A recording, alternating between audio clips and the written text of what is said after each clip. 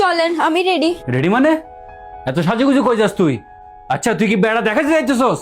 তুই কি নিজের বিশ্ব সুন্দরী মনে করস? তুই আমার দিকে এমনি কি ছায়া রইছস?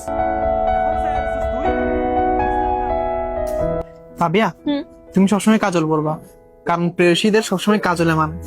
আর you are the prettiest girl in the whole universe. তুই এখনো দাঁড়াই আসস? যা এখন ভিতরে যা। কিরে তোর বাপ নাকি বলছে এ মাসে টাকা পাঠাতে পারবে না? আমি কি তোরে চেহারা দেখার জন্য বিয়ে করছি? আমার বাপ বারবার তোর বাপরে কল দিতে পারবো না। 3000 সময় মতো দিয়া দে।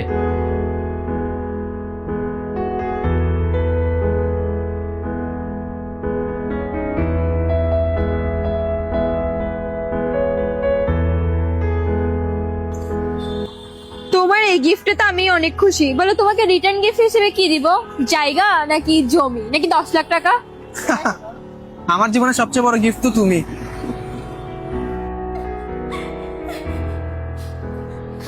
মুখে মুখে তর্ক করস না, মুখে মুখে। তোরে বিয়ে করছি কি এখানে ঘরে বসে বসে খাওয়ানোর জন্য? মুখে মুখে তর্ক করস না তুই। আমার বাপ যাতে তোর নামে আর বিচার না দেয়, মুখে মুখে তর্ক শিখছে। নয় শোনো, তোমাকে বিয়ের পর কোনো কাজ করতে হবে না, আমি রান্না করবো আর তোমাকে খাওয়াবো, ঠিক আছে?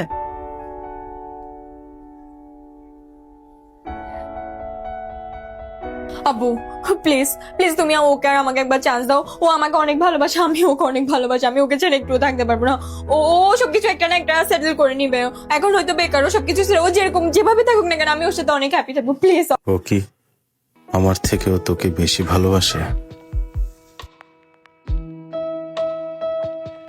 বাবা, সেদিন আমি চলে বলতে পারতাম ও তোমার চেয়ে বেশি ভালোবাসে না, কিন্তু তোমার মতোই বাসে।